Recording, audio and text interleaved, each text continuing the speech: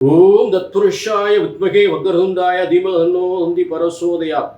குரு பிரம்மா குரு விஷ்ணு குரு தேவோ மகேஸ்வரராய. Next gen நேர்கள் அனைவருக்கும் கோடான கோடி நமஸ்காரங்கள் தெரிவித்துக் கொள்கிறேன்.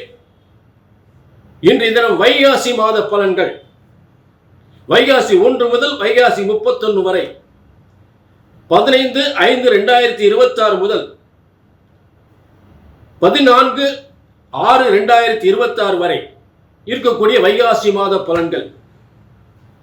அதாவது காலபுருஷ தத்துவத்திற்கு 2ஆம் இடம் தனஸ்தானத்தில் சூரியன் பிரவேசிக்கின்ற ஒரு காலம்தான் வைகாசி மாதம். காலபுருஷ தத்துவத்திற்கு 5ஆம் அதிபதி அதிர்ஷ்டக்காரகன் பூர்வ புண்ணிய ஸ்தானாதிபதி. மிகப்பெரிய உலகத்திற்கு உங்க எல்லாருக்கும் நல்ல அதிர்ஷ்டத்தை தரக்கூடிய வைகாசி மாதம். ஏகப்பட்ட திருமணங்கள் எதற்காக அந்த வைகாசி மாதம் நிச்சயிக்கப்பட்டு நடக்கப்படுகிறது.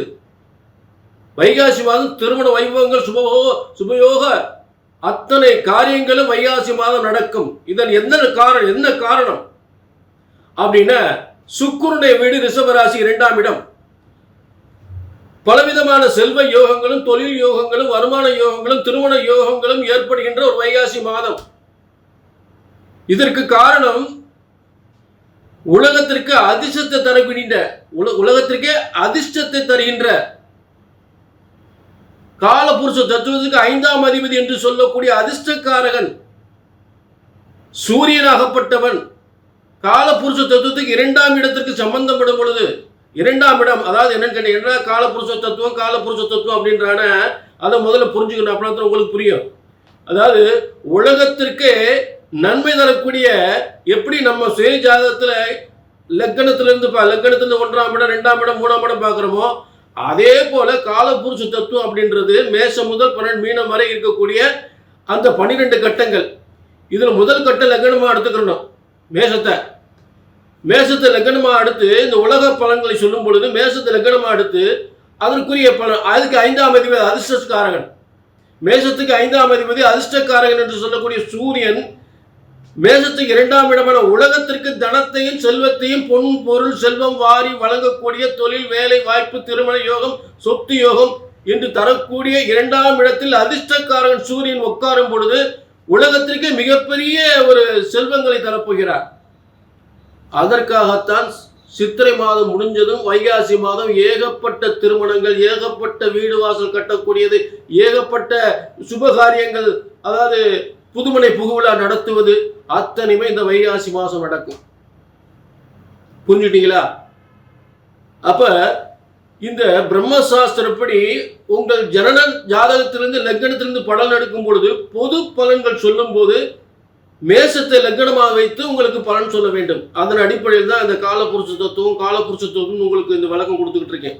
அப்ப காலபுருஷ தத்துவத்துக்கு அதிர்ஷ்டக்காரகன் அந்த காலபுருஷ தத்துவத்துக்கு 2ஆம் இடம் தனஸ்தானத்திற்கு வரும்பொழுது உலகத்திற்கு நல்ல செல்வங்கள் பெருகும், தொழில் பெருகும், வருமானம் பெருகும், சுபகாரியங்கள் நடக்கும். புரிஞ்சுட்டீங்களா? ஆக அப்படிப்பட்ட டாக்டர் கலைஞர் அவர்கள் முன்னாள் முதல்வர் கலைஞர் அவர்களுக்கு இந்த வைகாசி மாதம் பிறந்திருக்காரு. அவர் ரிஷபத்தில் சூரியன் இருக்கும். நாட்டே ஆண்டார். பல செல்வங்களை, கோடிக்கணக்கான செல்வங்களை கட்டி ஆண்டார். சரி, அப்படிப்பட்ட வைகாசி மாத பலன்களை நம்ம பார்க்க போறோம். இப்ப இது பொது பலன்.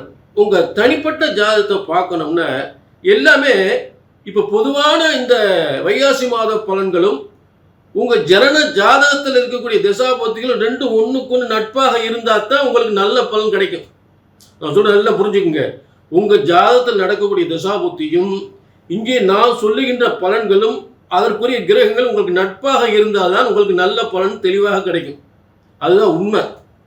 புரிஞ்சுட்டீங்களா? ஆக ஜனன ஜாதகத்தையும் பார்த்து கொள்ள வேண்டும். கீழே நம்பர் இருக்கு, நோட் பண்ணிக்க, ஒரு அப்பாயின்மெண்ட் வாங்கிக்கங்க. சரிங்களா? இப்ப எல்லா ராசிக்குமே வைகாசி மாதம் செல்வங்களை கொட்டி தருகின்ற வைகாசி மாத பலன்களை பார்ப்போம். வைகாசி மாத பலன்கள் துலா ராசி நேயர்களே, உங்களுக்கு வைகாசி மாதம் என்னென்ன யோகங்களை தரப்போகின்றது அப்படின்றத பார்க்க போறோம். இப்ப துலா ராசிக்கு இந்த வைகாசி மாதம் சூரியனுடைய ஆதிக்கம். இந்த சூரியன் ரிஷபராசியில் காலச்சக்கரத்துக்கு 2ஆம் இடம் என்று சொல்லக்கூடிய காலபுருஷ தத்துவத்துக்கு தனஸ்தானம் என்று சொல்லக்கூடிய 2ஆம் இடத்தில், அதே நேரம் துளாராசிக்கு லாபஸ்தானம், ஒரு லாபஸ்தானம் போய் 2ஆம் இடத்துல தொடர்பு கொண்டார். இது நான் காலபுருஷ தத்துவத்தை சொல்றேன். காலபுருஷ தத்துவத்தின் அடிப்படையில் காலபுருஷ தத்துவத்திற்கு 5ஆம் அதிபதி, அதுவே துளாராசிக்கு 11ஆம் அதிபதியாகி அந்த காலபுருஷ தத்துவத்திற்கு 2ஆம் இடத்திற்கு சம்பந்தப்படும் பொழுது, ஒரு 11ஆம் அதிபதி 2ஆம் இடத்திற்கு சம்பந்தப்படும் பொழுது, அது துளாராசிக்கு 8ஆம் அதிபதி ஆயிடுது. சரி, 8க்குரிய ஸ்தானம் என்ன? திடீர் யோகம், திடீர் அதிர்ஷ்டம். துளாராசிக்கு 8ஆம் இடத்துல சூரியன் இருக்கார். 11ஆம் அதிபதியே 8ஆம் இடத்துல உட்காந்துருக்காரு. 11ஆம் அதிபதி 8ஆம் இடத்துல உட்காந்தா வருமானம் இல்லை, போற முடங்கி போகுமே, லாபம் வராதே அப்படின்னு நினைக்கக்கூடிய நிலை ஏற்படும். அதெல்லாம் கிடையாது. இந்த 10ஆம் இட தொழில் ஸ்தானத்துக்கு 11ஆம் இடம் தான் இந்த லாபஸ்தானம். 10ஆம் இடத்துக்கு 11ஆம் இடம் தான் 8ஆம் இடம். அப்ப நல்ல லாபஸ்தானம் என்று சொல்லக்கூடிய நிலை பிரமாதமா இருக்கும், மாற்று கருத்தே கிடையாது. மேலும் துளாராசிக்கு இப்ப 2ஆம் அதிபதி செவ்வாய் 7ஆம் இடத்துல உட்காந்துருக்காரு. ஒரு கூட்டு தொழில் ஆரம்பிக்கலாம், வெளிநாட்டுக்கு போகலாம், வெளிநாட்டில் சொத்து வாங்கலாம், வெளிநாட்டில் ஏற்றுமதி தொழில் பண்ணலாம், ஏற்றுமதி இறக்குமதி தொழில் பண்ணலாம், எக்ஸ்போர்ட் பண்ணலாம், இல்லை இறக்குமதி பண்ணலாம், இங்கிருந்து அங்கே போகலாம், அங்கிருந்து இங்கே வரலாம். புரிஞ்சுட்டீங்களா? அதே உங்களுக்கு இப்போ 3-6க்குரியவன் 9ஆம் இடத்துல. அப்ப ஒரு முயற்சிகள், ஒரு பயணங்கள், சத்துருக்கள் ஜெயம், வம்பு வழக்குகள் ஜெயம், நோய் நொடிகள் ஜெயம், கடன், நோய், வழக்கு, வம்பு வழக்கு, நெருக்கடிகள் எல்லாம் வெற்றியாகக்கூடிய காலங்கள். வெற்றியாகி புதிய தொழில், புதிய முன்னேற்றம்,